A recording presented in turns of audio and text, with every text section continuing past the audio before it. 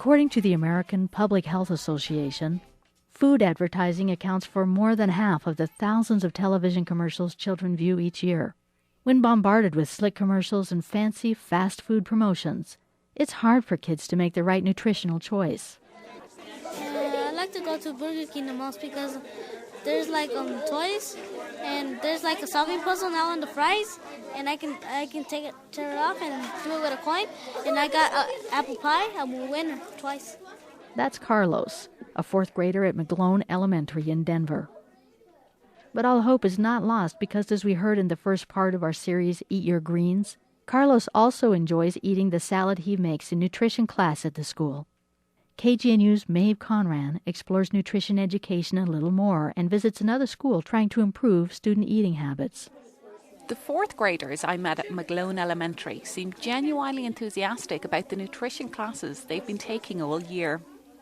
I learned that if you eat good, healthy foods, your body gets stronger, and if you eat fats, oils, and sweets, your body gets weaker, and if you eat less of sugar, your sugar pressure keeps going higher, and then... The students were on their very best behaviour the day I went to visit, and when faced with a reporter with a microphone asking questions, everyone was very enthusiastic about eating healthy foods. So I decided to ask my own panel of experts about fourth graders' eating habits. Experts who can be relied upon to tell me exactly what they think. My name is Sam, and I am 9 3/4. My nephew Sam, a fourth grader, and his brother Jack, a second grader, have wildly different opinions on eating their greens. I just hate them. They just are green and horrible. Sam, on the other hand, I like vegetables because they're healthy for you. Carrots make you have good eyesight, and vegetables are more healthy than a Big Mac. So when faced with such polar opposite tastes in the same family, let alone in the same classroom, how can a school go about educating our kids on what's best for them to eat, let alone persuade them to make the best choices in the school cafeteria? Janet Bodner is Director of Operations for the Denver Public School Food and Nutrition Department. That means she's responsible for menu development at all the K-12 Denver public schools. No easy feat, considering that young children are notoriously food phobic and older students can often walk down the street at lunchtime and buy a Big Mac. It really takes a lot of work to plan a menu that the children can recognize and will want to eat. This is where the integrated nutrition program plays a part. The theory is that by exposing children to new foods they've not seen before, the child is more likely to choose that in the cafeteria. According to Janet Bodner, the theory makes sense. What we tried to do this year, we all sat down together and we looked at their information and all their recipes. And the recipes, because the students are making them, are simple. So we thought it would be fun to see if it would give us another offering in the cafeteria to start taking some of their recipes that the students have made and might recognize. And if we serve them in the cafeteria, are they going to eat better because, oh, I made that in school? The initial scheme in 3 schools last year proved to be so successful it will now expand to more schools. But schools are not the only influence on children's eating habits. Eating habits of parents are passed down through generations, along with diseases associated with poor diet, like diabetes and obesity. So when children are eating vegetables at school, but going home to pizza, are all the efforts wasted? I went to another school involved in the nutrition program to find out.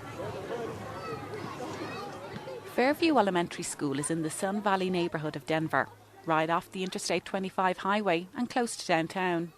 No Whole Foods market here. You're more likely to step over broken beer bottles strewn on the ground. According to the 2000 census, 74% of children in this neighbourhood live in poverty.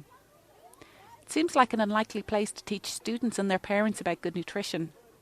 This is exactly the type of school the integrated nutrition program likes to target. Your brother goes to what grade? Kindergarten. Okay, he took it this year, then he'll have it every year. Nutrition class. Robin Warner is program nutritionist for the integrated nutrition program. She does outreach to parents to communicate what the children are doing in nutrition class. She reaches out to parents at open days like this one at Fairview Elementary, by showing how to make healthy snacks, such as trail mix with dried fruits and nuts. Hi there, you want some trail mix? Lorene Wilson has a daughter in first grade at Fairview. She comes home and wants to make everything they make in there. She's always taking me to the store. Buy some fruits. Lorene says her daughter used to like to snack on fatty foods, Cheetos and chips, but now asks for fruits instead. Not having any experience with nutrition, Lorene liked the materials the school sent home. They sent home the food pyramid and all kinds of other things. Recipes. Was that stuff you'd ever heard of before? No, I never had anything to do with nutrition. Lack of parental knowledge on even basic nutrition is one of the hurdles the programme tries to overcome. Many of the families of students in the nutrition programme have diets which are very low in fruits and vegetables.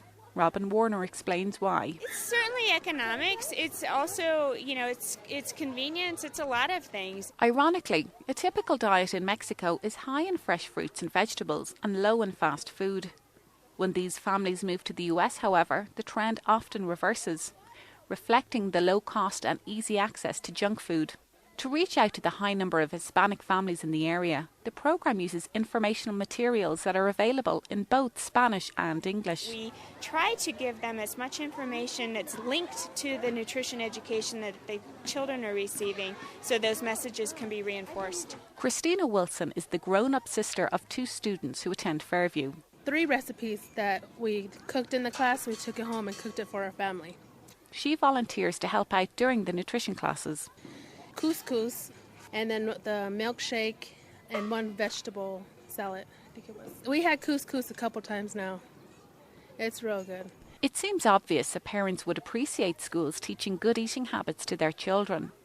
But when so many are faced with everyday challenges such as unemployment, language barriers, and even access to a grocery store, good nutrition seems low on the list of daily priorities. So how can individuals, families, and indeed whole communities overcome these barriers to have a nutritionally decent diet? Something we're all entitled to. Find out how one community tackles this situation in the next instalment of Eat Your Greens. 1, 2, 3, 4, 5 a day. That's the fruit and vegetable way.